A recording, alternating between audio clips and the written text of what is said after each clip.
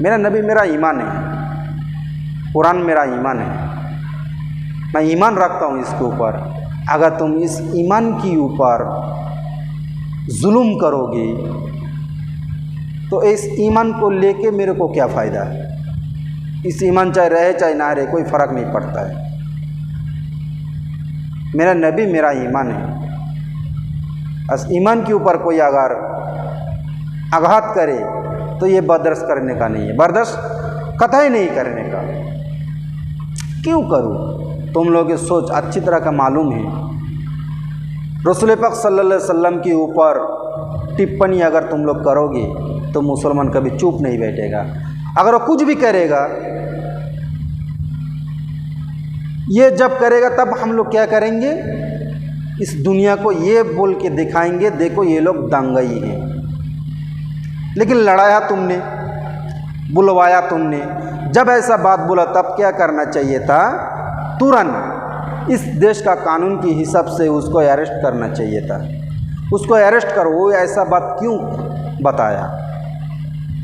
लेकिन नहीं, ऐसा उनका ज़मीन, हमारा ज़मीन जो दान किया हुआ जो ज़मीन है, वो ज़मीन ये लोग क्यों लेगा? कुछ चंद सनातनियों ने मुस्लिम के सपोर्ट में हैं, पंजाबी लोग, सिख जो हैं, ये भी लोग हैं, ये लोग लड़ रहे हैं, मुस्लिम के साथ हैं, हक के साथ है, सच्चाई के साथ है। सच्चाई के ऊपर ये झूठ की चादर नहीं चढ़ाना चाहते हैं, सच इंसान के सामने लाना चाहता है। और 90% इंसान, चाहे 80% इंसान, सनातनी ये कहते हैं ये सच के ऊपर झूठ की चादर चढ़ाना चाहते हैं। ये कहते हैं कि ये जो दंगाई कर रहा है फर्ज के लिए लोग दंगाई हैं। लेकिन दंगाई क्यों है ये कभी सोचा नहीं है। दंगा कर रहा है ये देख रहा है, लेकिन दंगा क्यों कर रहा है ये नज़र नहीं आ रहा है। पहले तो ये भी तो नज़र में लेके आओ, दंगा क्यों हो रहा है? दंगाई करने का हमको क्या ज़रूरत पड़ गया जब हम लोग दंगाई करने चले? काम धाम छोड़ के दंगा क्यों करेंगे? सबका पेट है, सबका बीवी बच्चा है, बाल बच्चा है। तो कुछ लोग ये भी कहेंगे तो बाल बच्चा लेके भी रहो ना। इसका मतलब बाल बच्चा लेके तुम रहो, हम जो कर रहा है ये तुम सहो, ये तुम बर्दाश्त करो। वो लोग ये कहना चाहता है हम सब लोग तुम्हारे ऊपर अत्याचार करें, तुमको मारे काटे, तुम कुछ ना कहो, सिर्फ चुपचाप सहते जाओ, तब तुम सही हो। बिल्कुल शांत एकदम सख्त मुस्लिम है। नहीं, मुस्लिम ऐसा नहीं होता है। मुस्लिम सख्त भी होता है और कड़क भी होता है। कड़क की जगह कड़क होना पड़ता है और सख्त में सख्त हो जाता है। इतना सख्त होता है हो जाता है जब मिट्टी के साथ वो मिल जाता है। और कट्टरवाद जब होता है, जब इतना कट्टर होता है सामने वाला कोई उसके सामने टिक नहीं पाता है। ये हमारा हक है, अगर नहीं करेंगे तो हमारा इज्जत, हम आबरू ये हिफाजत नहीं कर पाएंगे। कैसे करेंगे बताओ? कानून सब कुछ सुन रहा है। अगर कोई मुस्लिम ये कह देता जो घर में हथियार रखो, घर में हथियार रखो, बोलने से बाकी था उसको अरेस्ट करने में कोई लेट नहीं होता। लेकिन दिलीप घोष ने क्या कहता है इस बंगाल में? दिलीप घोष ने यह कहता है कि सनातनियों तुम लोग हर घर में अब हथियार रखो, घर में फ्रिज खरीदते हो, पलंग खरीद कर लेके आते हो, टीवी खरीद करके लेके आता हो, मोबाइल खरीदते हो, लेकिन हथियार भी खरीदो। ये हथियार खरीदने के लिए ये बोल रहा है बंगाल के ये दिलीप घोष ने।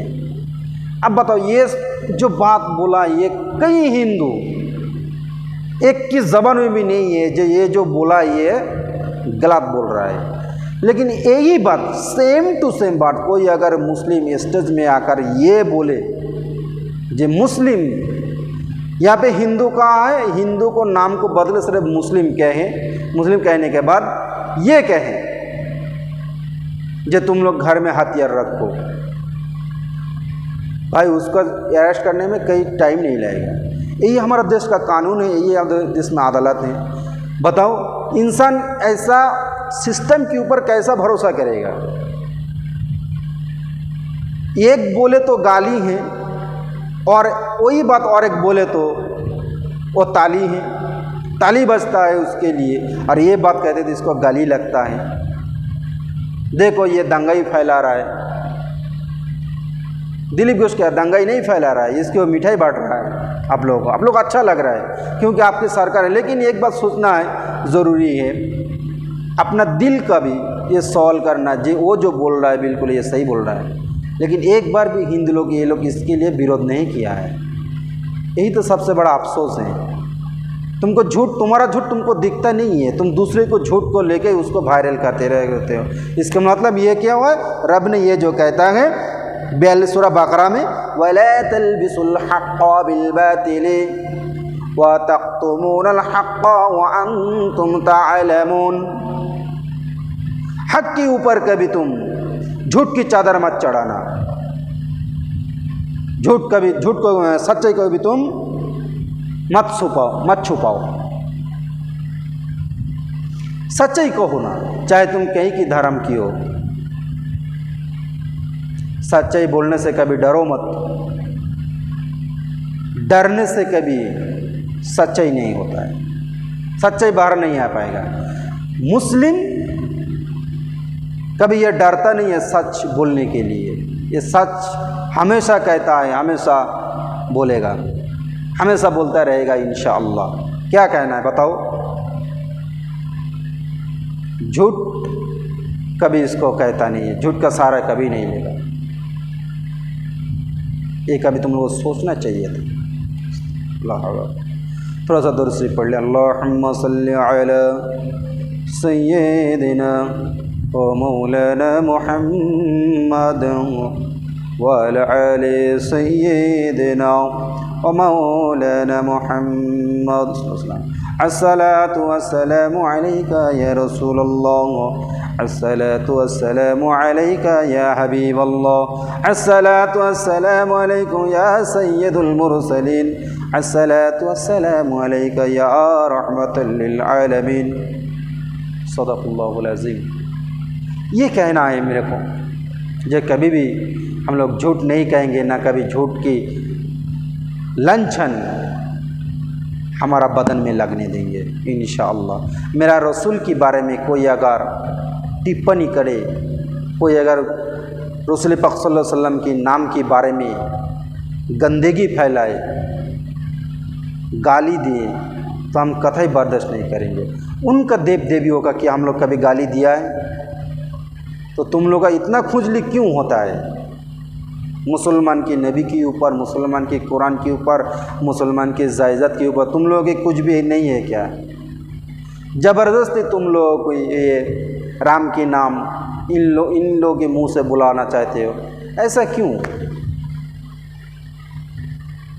जिसका धर्म हो पालन करे, माना थोड़ी करना, ज़बरदस्ती करके तुम क्या बुलाओगे? तुम्हारे उधर कोई बोलने वाला नहीं है क्या? ज़बरदस्ती उसको ठूंसोगे, गर्दन पे चाकू रख के ये कहलाओगे, बोलो। मुसलमान का काम ऐसा नहीं है, इसका बोलना नहीं पड़ता। नारे तकबीर अल्लाहु अकबर तुम कहो, तुम कलमा पढ़ो, कभी भी बोलना ज़रूरी नहीं पड़ेगा इंशाअल्लाह। ये अंधेरी का ये मीठास है, ये कहावत है, बोले जो गुड़ होगा ना वो अंधेरे भी मीठा होगा।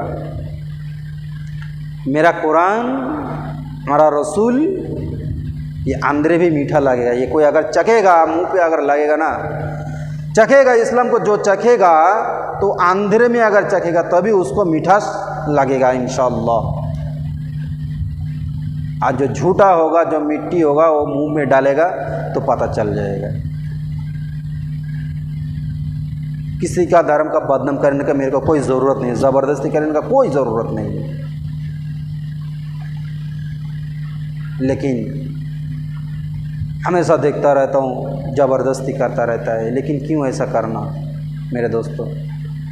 नहीं करो, मत करो ऐसा, बंद कर दो।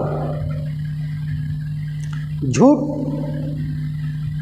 कुछ पैसा पाने के लिए, कुछ दौलत पाने के लिए, कुछ शोहरत पाने के लिए, घर मकान पाने के लिए झूठ के ऊपर, सच्चाई के ऊपर झूठ का चादर चढ़ाता रहता है। एक दिन आएगा उसी पैसों से रब ने ये कहता है तू जो लोग ये करेगा, सच्चाई के ऊपर झूठ का चादर जो चढ़ाएगा, याद रखना उसका एक दिन उसका जो कमाई का जो पैसा हुआ, जो उसका जो सम्मान इज्जत मिलेगा, लेकिन मिलेगा कुछ दिनों के लिए मिलेगा, लेकिन वो टूट के बिखर जाएगा एक दिन। वो कभी जोड़ नहीं पाएगा, उसका दिल में, उसका घर में कभी सुकून पैदा नहीं हो पाएगा, याद रखना।